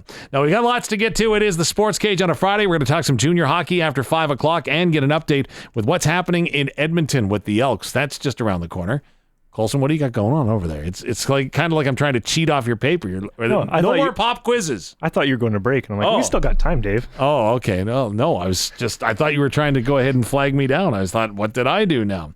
Also, coming up on the Sports Cage before we get to 6 o'clock tonight, we're going to go ahead and review more of what you should do when you're packing for a road trip. So, we heard Arash Madani. He doesn't unpack when he's going. Dante Decaria, he's forgot his broadcast equipment, which is somewhat of a faux pas. Colson, any tricks? Like, do you get anxiety, guys, when you're going somewhere? Like, if I'm going on vacation, or more appropriately, traveling for work, I get the feeling that, what did I forget all the time? I definitely get the feeling, what did I forget? But as far as anxiety and packing, no. Me and my brothers were notorious for packing the night before for whatever it was, the family trips we were going on. So I didn't usually forget anything, but that's usually because mom and dad brought enough of everything else. Yes. I, when you're packing and you're like, ooh, maybe I should pack this just in case. And like, you don't need like 12 pairs of underwear for a 3-day trip, but you're like, maybe just in case, Well, mom always said to pack extra underwear, right? Yeah. Yep. Well, there you go. So 12's a little extravagant, though. Maybe 14? Yeah, I was going lower, not higher on that. All right, we need to take a break. We're going to go to news and join Cody Glyden. It's the All New Sports Cage. We're streaming at sportscage.com and, of course, over on YouTube and here, as always, with you on 620 CKRM. We are coming down this stretch to the weekend. Saskatchewan, yes, the final hour of the Sports Cage is here. We're talking junior hockey. Weyburn fans, get ready for that. The general manager and head coach of the Weyburn Red Wings will join us before we get to 6 o'clock, before the snow flies and all that fun. I'm Dave Thomas in for Barney Shankaruk. Of course, there is no quarterback controversy here. Barney is the guy, and he will be back next week, of course, enjoying a little R&R time with his family this weekend. So stuck with me for the next 53 minutes. But a guy that does know a little something about conversations around quarterback set to join us now. I've been a big fan of his for a long, long time and try to emulate as best as I can on the radio. He's the voice of the Edmonton Elks from 880 Ched. Mr. Morley Scott joins us. How you doing today, sir? I'm good, Dave. How are you? I am well. Thank you so much for taking some time for us. Been a busy couple of weeks in Edmonton, huh? Yeah, it sure has. The attitude of the town is a lot different than it was a couple of weeks ago, too, with the announcements they've made over the last couple of weeks. I guess 3 weeks with Chris Morris being named president, former member of the Double E and the Grey Cup champion, and a guy who's been with the Golden Bears for a long time, so well known in the community, knows about the community. And then, of course, this week, Ed Hervey returns as general manager and vice president of football operations. And it's been very busy. It's been pretty exciting, and there was a lot of questions about the Elks going into the offseason, and they're slowly chipping away at the answers right now. Is it surprising in any way, shape, or form to the direction that the organization is going in regards to the football operations department and those two? Again, we can see it from afar, the very passionate individuals that are returning to the club. Well, I think the Chris Morris announcement was a big surprise because his name was not mentioned. He was not on anyone's radar for taking that position. That was a bit of a surprise. Ed Hervey, after the announcement of Chris Morris, Ed Hervey was not a surprise. They played together. They know each other very well. They've been friends for a long time. And as soon as Chris Morris was named president, everyone thought, oh, it's probably going to be Ed Hervey. And indeed, a couple of weeks later, he did name Ed Hervey as the Elks' new general manager. So they've worked together before as teammates, and now they're teammates in the front office. So that part of it didn't really surprise anyone. After Morris got the job, I don't think people were surprised at all that Ed Hervey followed. I know there was some hurt feelings. I don't know if that's the right way to put it when it comes to Ed Hervey. Do you think it was a long conversation in attempting to convince him to come, or do you think it was just mutual? Everybody wanted him, and it just came to a big understanding? I think it took about 4 seconds after he was offered the job for him to accept it. I don't think there was any hesitation at all. I mean, Ed's still got a home in Edmonton. He still lives here during the off season. He's got lots of friends here. He's got deep roots here. He played here for 8 years. He was a scout here for a couple of years. He was a general manager here for 4 seasons. So there was this is home for Ed, and he really loves this team and he loves this organization. I go back to the game when Hamilton was in Edmonton this year. We had a conversation with him at halftime, just a quick little 2-minute talk, and you could just he was talking about how he didn't like what he saw when he came back, the lack of fans and the way the team had been playing. And so and I walked away from that thinking, man, this guy still cares. He really knows this organization and this community, and he really cares about it still. So I don't think it took any time at all. He was, when he was fired in 2017, it was a whole different structure, right? The president at the time made the decision with the board. There's no more board anymore. That president is gone. There's no more board anymore. It's a privately owned by Larry Thompson. So everybody who I think had issues with Ed in the past are gone now, and Ed comes back and I guess gets the last laugh a little bit. Morley Scott joins us on the Western Pizza guest hotline tonight, and this may seem odd, but it's a different era of football in Edmonton with a new owner. And you can't just flip a switch, obviously, to determine whether it's changed or not, but are changes coming and become evident in the short amount of time that Larry Thompson has owned the team? There hasn't been a lot of change that we've seen from the outside. From what I understand, inside they've changed a bit of the structure about how the organization is run. Obviously, they've got a new president, and they're probably going to be hiring some more people in the office. But I think there are changes that are taking place there. I think Chris Morris is kind of just setting up the hierarchy and who does what, and getting his feet on the ground there, because he's walking into a situation that, from everything we believe, was not a good situation, was not a great place to work. And, we heard Ed Hervey use the phrase he wants to come back, and he didn't like how Edmonton had become kind of the laughingstock of the Canadian Football League, and how players were being told, don't go to Edmonton. And that's part of the cleanup that's going on. So I think that's taking place behind the walls in the office. We're not seeing that outwardly. We didn't really see a lot of changes last year when when Larry Thompson took over. They were winning more, but that was already kind of underway when Larry took over. One thing we always joke about is that Larry likes fireworks because they've added a lot of fireworks to the pregame intros since Larry took over. But that was what we saw. There wasn't a lot, but I'm positive there's a lot of changes going on inside the building as they change things around a bit. As we saw him drive the fire truck around the field, I'm just hoping he's got a good parking spot somewhere near the stadium. Yeah, indeed. That was a great story. And they turned that into they're selling T-shirts. They sell T-shirts in the store with Larry driving the fire truck into the Calgary bench, and it says Edmonton Elks, we rollin', and that's the T-shirt they're selling. They do one of their games during the commercial breaks. They have a race. Calgary, they got the world's fastest cow, right? We now have the Larry fire truck races where they strap on these portable fire trucks and run down the field to see who wins the race. So it was a little accident that happened, but it's turned into kind of a real great thing around here. Ed Hervey, when he was named the general manager, he used the term, and just you alluded to it, laughing stock. That raised a lot of eyebrows around the rest of the country. How did it resonate in the community of Edmonton? I don't think it surprised too many people. Ed's, as he said, he's a straight shooter. He tells you what he thinks, and that's what he says the perception is, and he doesn't like it, and he wants it changed. The Elks have been beat up in this town a lot in the last 3 or 4 years. The product on the field has not been very good. It's not won a lot of games. They've gone through in the last 3 or 4 years. They've gone through 3 or 4 presidents. They've had the changes at general manager. They've had the changes at coach, and it just hasn't worked out. And the fans. There was a disconnect between the fans and the organization. They started to, I think, repair that in the last couple of years a little bit, and I think with the moves they've made is going to help that build that bridge back a little bit more and better. The fans are on board with the moves that have been made for sure, which is rare. The old saying, right? Don't go to the comment section. If you went to the comment section, on the Elks social media, Facebook or whatever, everybody was angry all the time. Doesn't matter what they could announce. They're giving away free hot dogs. Everybody comes to the game, and there would be angry comments in there about the product and about the name change and everything. It's so much better now. I'm just amazed at how much that perception has turned around over the last 3 weeks to a month because of the moves they've made. Morley Scott is the voice of the Edmonton Elks, joining us on the Western Pizza Hotline.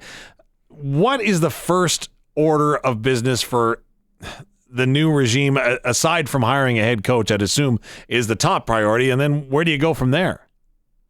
I think, well, obviously you're right. The coach is the first thing that they're looking into, and Ed's already, I believe, started. I don't know if he started formal interviews or not, but I know he's reached out, and we hear reports that he's asked for permission to talk to Rick Campbell, Jordan McSimic, and I think Mark Killam as well. So that process is underway. The other things, I think they're just trying to get everything in order. I think the football part of that team it started to come into place at the end of last year. They won 7 of their last 11 games last year after they made the coaching change. There's 2 games they lost, and after the first 2 losses under Jerry Jackson, they started to turn things around. They're a young team. They got a really good group of young players. They've had they had the Rookie of the Year this year. They had the Western finalists for the Rookie of the Year last year. So they're a team that's very young. They've got a lot of talent. There's a lot of bright spots football-wise on this team. So I don't think that is the biggest issue. It's obviously for Ed Hervey it is, and they're working on that, and they're going to try to improve. I just think the other part of it is just the business side of things, getting back into the community, getting back in the good books of the fans. Like everybody else over the last few years, the economy's been tough, and they have had issues with their sales. And I think they're just trying to build that back up and just become a better organization from top to bottom, football side and business side. Now, I have to give you full disclosure. I've never had a conversation with Trey Ford. All I know about Trey inside is from listening to what you talked to him about. And to me, it sounds like he is the type of guy that is saying, don't give me anything. I want to earn it. And in your estimation, what has Trey Ford earned, whether it be from the Edmonton Elks or beyond, moving forward? I think he's earned a shot to get a chance to be a starting quarterback, to get the job, and to take and run with it, literally and figuratively. He's the numbers he put up were so good and so impressive. And the difference was, I think last year he really improved as a, he hates the phrase too, as a quarterback, right? Everyone says, well, he's got to learn to be a quarterback, not just the guy who runs with the football. His passing was so much better last year. His ability to read defenses, his ability to take his time, step up into the pocket and get through his reads and find the next receiver before he took off and ran. And I think that was vastly improved last year. I really think he's got a chance to be something special in this league. But I also believe somebody's got to take a chance on him. Somebody's got to say, the job is yours, go play. And you know what? If you wet the bed this week, you're playing next week too. So don't play scared. Get out there and do what you do. And I think, he kind of ran into that the last couple of years, that when he didn't play well, he got the hook. And then it was a while before he got back in. And, he was impressive last year. A lot of people talk about he went through some tough things and how he got, yanked in and out of the lineup. But how many quarterbacks in this league get 18 starts in their first 3 years in the Canadian Football League? Not many. Right. And so he got an opportunity to get that experience. He got an opportunity last year to be with a veteran quarterback in the quarterback room, which is something he never had his first 2 years. And I think he learned a lot off McLeod Bethel Thompson. Obviously they play a completely opposite style of game, but doesn't matter what style you play. You got to learn to read defenses. You got to learn to be a pro and be a quarterback. And I think that he got that. Those lessons from McLeod Bethel Thompson, and that made him a better quarterback as well. Again, from the outside looking in, when it comes to Trey Ford, I wondered at times last year if he was reluctant to run because he wanted to prove to everyone that he could throw the ball. And I thought that he made a statement in doing so. Did you see it that way as well? I don't know if he was reluctant to run. I think he didn't have to run last year. We were talking about it a couple of weeks ago. We were saying the one thing that he didn't do this year, he didn't run for a touchdown this year, and he threw for more. And he threw, and I think that's a sign of growth for him. Not that he was trying not to, like he was saying, I'm not going to run for a touchdown, I'm going to pass. Instead, he wasn't trying to do that. I just think he didn't have to do that. He still ran and he still made great plays with his feet, but he made plays with his arm usually first. And I think that's the growth we saw in Trey Ford. And he was also hurt a little bit last year, right? He missed some time because of an injury. And I think when he came back, he was not quite 100%. When he came back to play, and I think that's the reason maybe we didn't see him run as much. But again, he didn't have to run because he was hitting receivers with the football. Okay, so we move on from the quarterback. What else do you need to see the Edmonton Elks take a step forward in to progress, to find themselves in a playoff spot in the Grey Cup conversation moving forward? I think defensively, they've got to be better. I think, their offense spoke for itself last year with two quarterbacks and with the quarterback controversy that they had around the team. They still put up great numbers. They were still one of the best offenses in the league, in yards, in points per game, in the red zone. They put up some great numbers offensively. Defensively, they got better as the season went along, but the big thing they had trouble with was the big play. They got killed on the big play in games last year. Everything would be going fine, and then they'd be gashed for a 40-yard gain, and late in the game especially, and teams would figure out a way to win one of those close games against them, and they lost many of those last year. So I think that's the biggest improvement they're going to have to make, is on the defensive side of the football. Okay, before we let you go, it is a Friday. We've been talking about road trips. You're a veteran. You've been on the road a number of times, and you got to pack appropriately when you're going. My truth declaration was that I forgot to pack contact lenses before calling a college football game over at the U of A. Thankfully, it's a good vantage point there, and I only missed half the players. But when you're packing, ever have any nightmares on the road or anything that you should pass along for us to remove our anxiety? It's funny. Every time I go on a road trip, I sit on the plane sometimes and think, okay, what did I forget? It was weird this year because we had traveled commercially before, but Dave Campbell and I this year moved on to the team charter. And so we're only going for one night. Usually we went for 3. We're only going for one night. So you didn't take nearly as many clothes. You didn't take, and the first couple of trips were tough because I got a little tiny suitcase. I'm thinking, everything can't be in there. I got to be missing something. So it was a lot of anxiety at the start of the year for sure. And the thing that I learned, doesn't matter what you forgot, wherever you're going, they sell it there. Except prescription contact lenses. Yes, exactly right. Exactly right.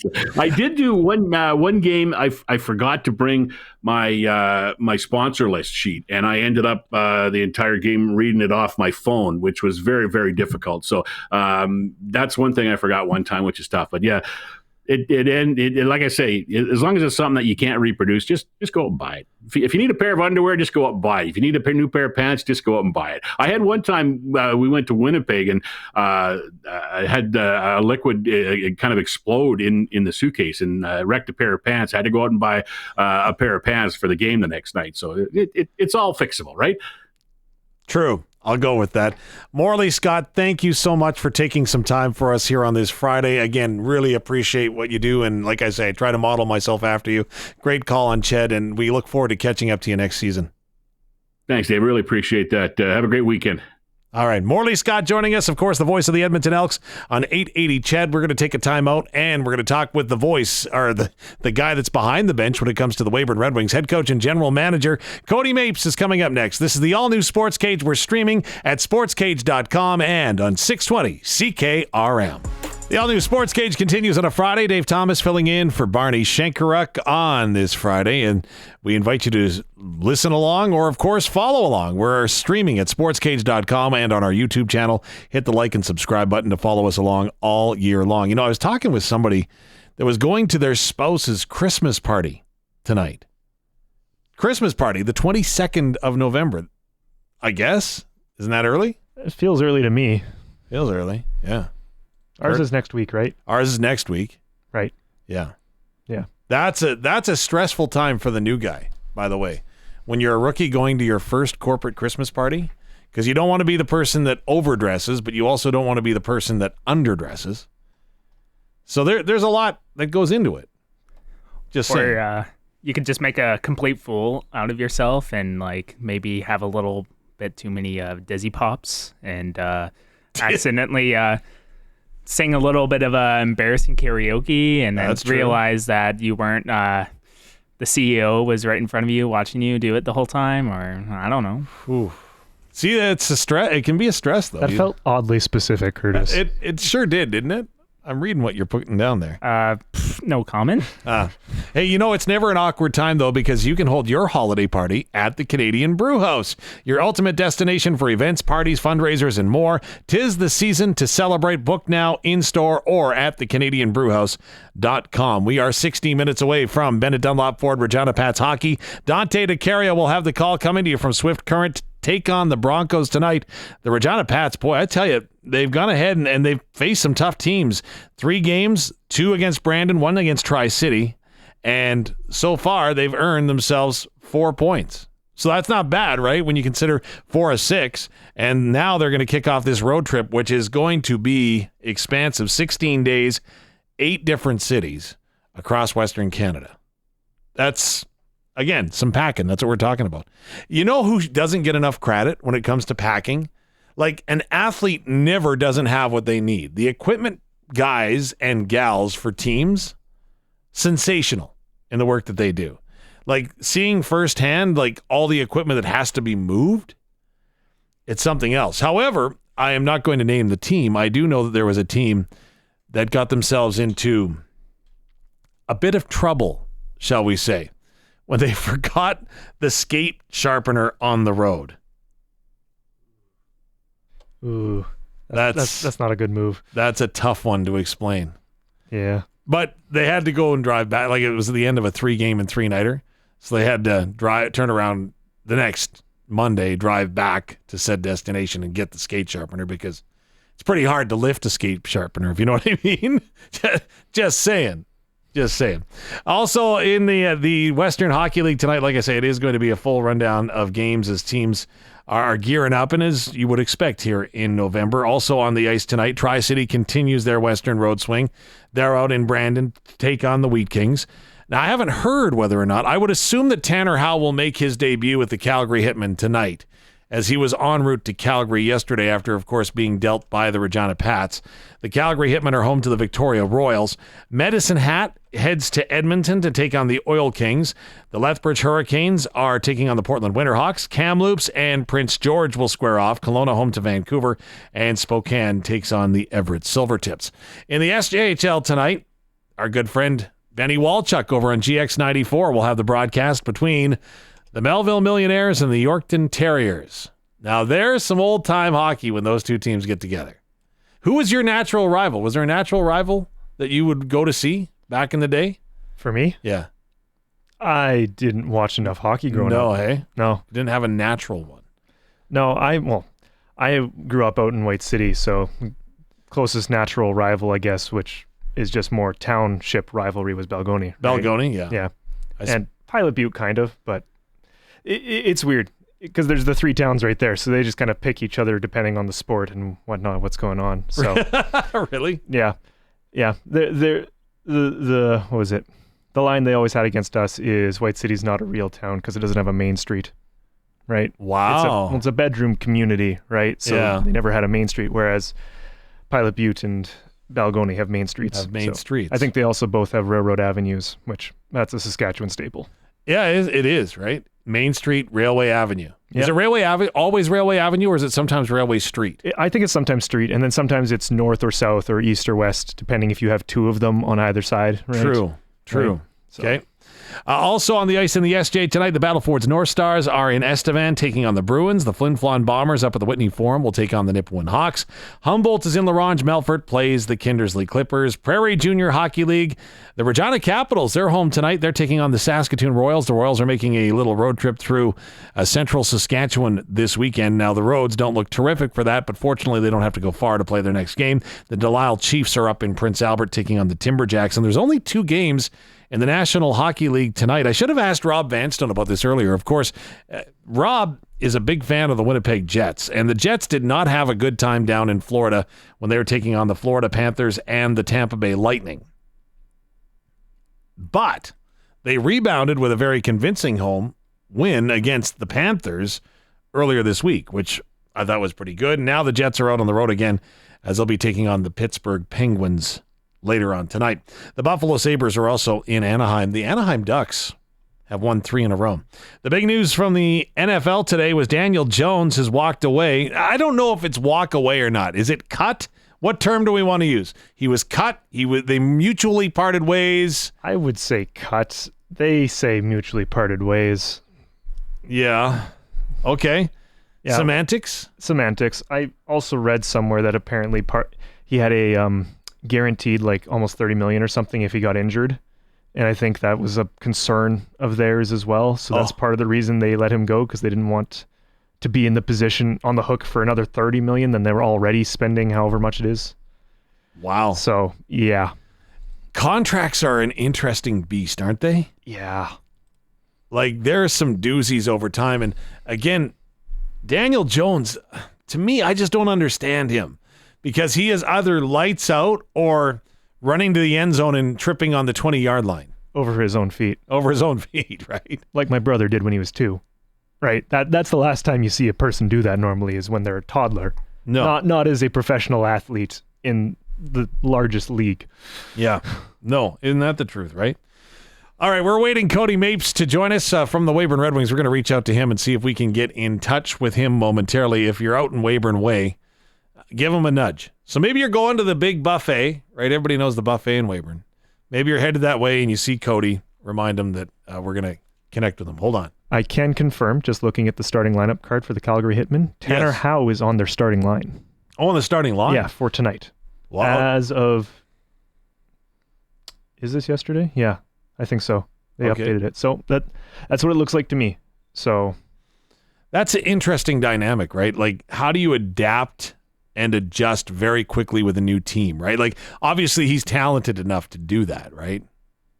Just saying.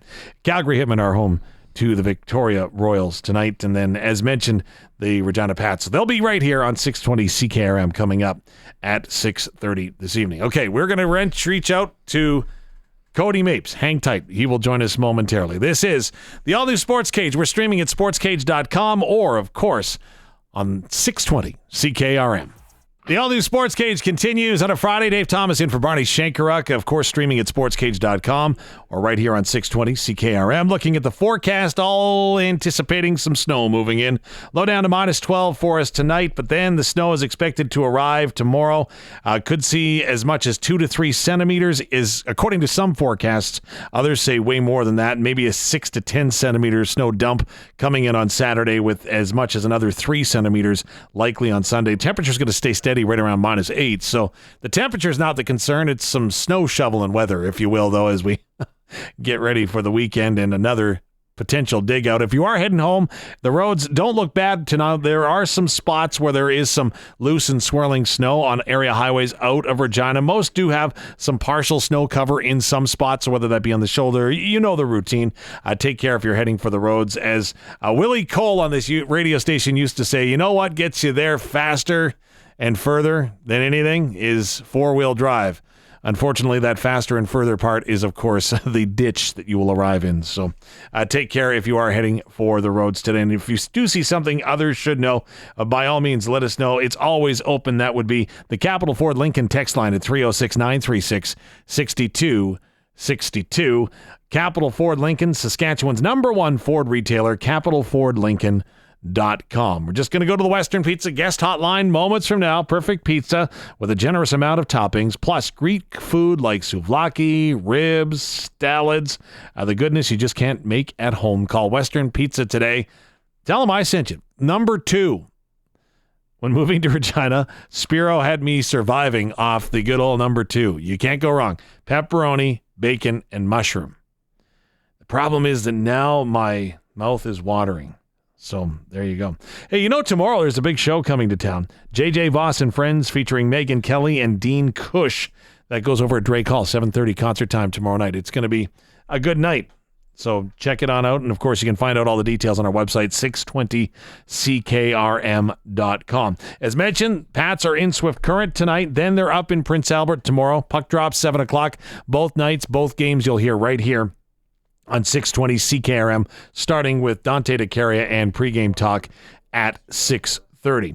Now, also coming up, we've got a doozy for you next week here on the Sports Cage. We'll get to all the details on that. But first, I believe we are set to go. Out on the Western Pizza hotline, we have the head coach and general manager of the Weyburn Red Wings, Cody Mapes, is with us. Cody, thanks so much for taking some time. Yeah, no problem. Happy to be here. Well, how the heck does the Weyburn Red Wings get a weekend off in the middle of the season? You're off till Tuesday. Yeah, we kind of tried to build it in, and it's a good time for our guys to get out of town for a couple days. And the guys that are close enough get to go home and get a little mental break, and I get to go to a different rink and watch my nephews play. So, are you scouting or are you just watching? Well, it's U11, so it's a long-term plan. Well, tell me about your season so far. Boy, you were on a real roll there. Again, it looks like the pieces are falling into place for the Weyburn Red Wings. Yeah, we're happy with the first 20 games of the year. Obviously, there's some things that we would like to improve on, but it's gone fairly well. I think there was probably a few games that maybe we didn't deserve to win, but there's probably a few that we deserve to win. So I mean, it's all kind of usually a wash in the end. But we're fairly happy with the way the group's going right now. You've been there now a number of seasons, so you obviously have got your fingerprints all over the team when it comes to building it from the general manager standpoint. How has that gone, and are you happy with the group that you've assembled?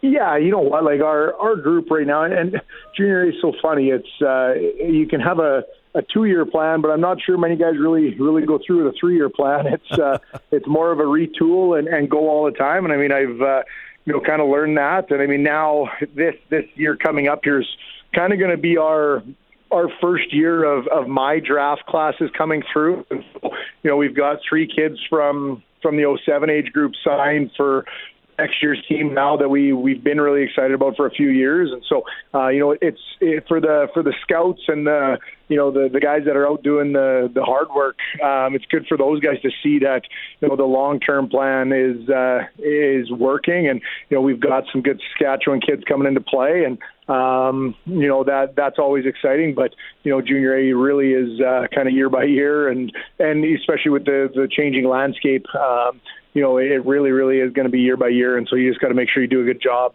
every year of bringing in good people and just making sure your details are good at the start of the year. We will talk about that changing landscape in a moment. Cody Mapes is our guest, the head coach and general manager of the Weyburn Red Wings. You mentioned assembling the group and building for, the last 3 years, essentially. How important was it for you to remain patient in that building process? Well, yeah, I think it was, I think it's important, but it was important for myself too, just, being a younger coach in the league, allowing myself to be able to learn and surround myself with good people and knowledgeable people, which has helped me a ton. But you see other guys come in and do it in 1 or 2 years, and that wasn't the case for myself. But we've been very happy. Like when I say we, the board and the staff, and the people that are off the ice. We've been very happy with the progression of things. We've continued to get better. We've continued to be involved in the community. We're having a big impact there right now, which is huge for us. And so, but it's been great. Yeah, we've had to be patient, but we're excited about the way things are going here now. All right, let's get to that changing landscape. Of course, changes to the way Division I NCAA programs are able to operate has caused a bit of a ripple effect. How are you seeing it?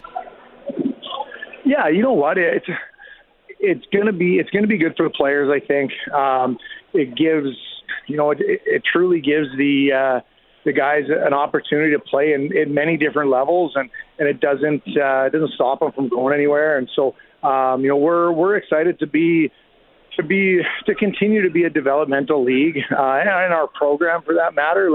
We've moved lots of guys on after 1 year or 2 years, and that won't change. It might change where they go after they're done with us, but at the end of the day, instead of our high-end guys going to maybe the USHL, they're going to the Western League instead, and that's fine. It's at the end of the day, we're here to move players on, and we're excited for the opportunity. And I mean, there's been lots of conversations already with myself and some Western League teams that just how it might look in the next few years with maybe you have more 16-year-olds or 17-year-olds in Junior A that are those second, third, fourth round picks in the Western League. And again, like I said, they might be gone after 1 year, but that might not have been any different than what we were dealing with before. So it's we're excited to get to work with some high-end players, and I don't think things are changing, but we're not worried about it. We're just going to continue to try to develop kids.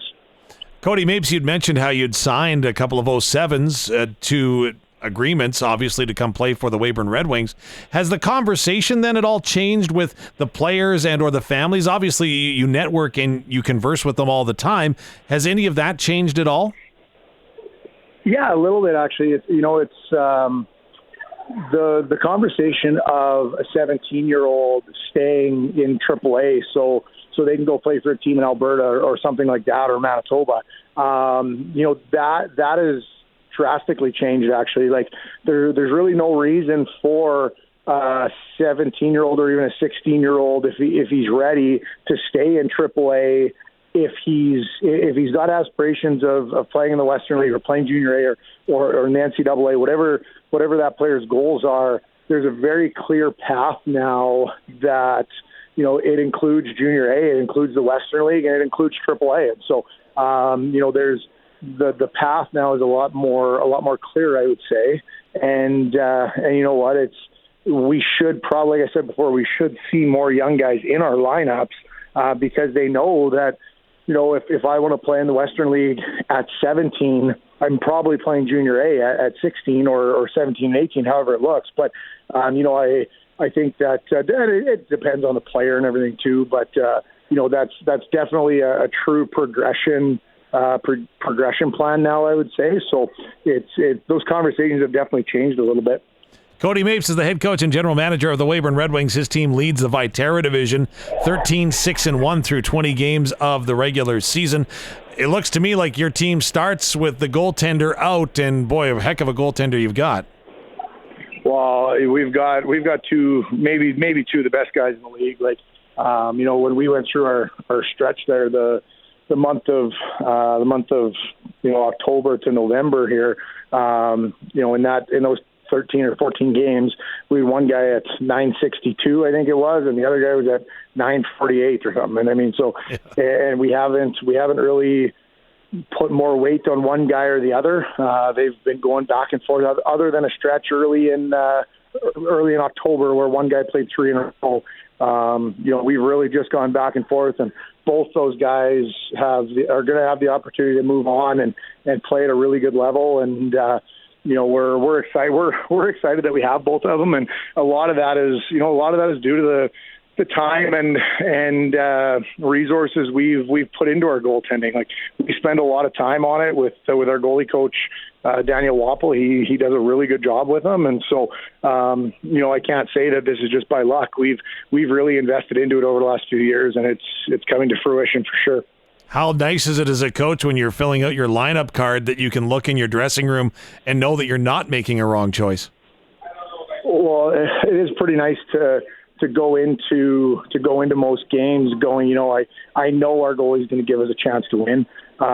We've definitely been on the other side of it in the last 5 or 6 years where we're going, I hope our goalie is going to give ourselves a chance to win. And, with Daza and Angelo, they both go out and we know no matter how well or how poorly we play, we know at the end of the first period we're going to be in a hockey game, whether we're up or we're tied or whatever it is. But we know we're never going to be out of a game, and so that really allows our guys, if they don't have their A game, they can kind of figure it out. Well, there's obviously a lot of parity in the entire Saskatchewan Junior Hockey League this season. What does your group need to do to continue to move up and maintain your spot in the standings? Yeah, we need to continue to practice well and make sure that we're hard to play against. Like, our back end and our forward group are very different. They work well together, but our forward group, whenever we don't have success, it's just simply we aren't going to the net. We aren't doing the little details that are the hard to play against details. And as long as we continue to do that, we'll be okay. What's it like playing at Crescent Point Place? I haven't been there in a while. I'll be down though this year. Well, if you would have asked me that, September 1st, I would have said we're really, really good there. But now you look at the splits, and I think we're 7-1-1 on the road or something like that, and we're closer to 500 and at home. And so it's been. I haven't had a season like that where we're that good on the road and a little more average at home. So we're still trying to kind of figure that out. But I do know down the stretch, when the Weyburn Red Wings have good teams after Christmas, they definitely fill the rink. And I know looking back to the playoffs last year, the atmosphere was unbelievable. And so we look forward to that after Christmas for sure. Now, you had Jeremy Roenick in for a fundraising dinner earlier this fall.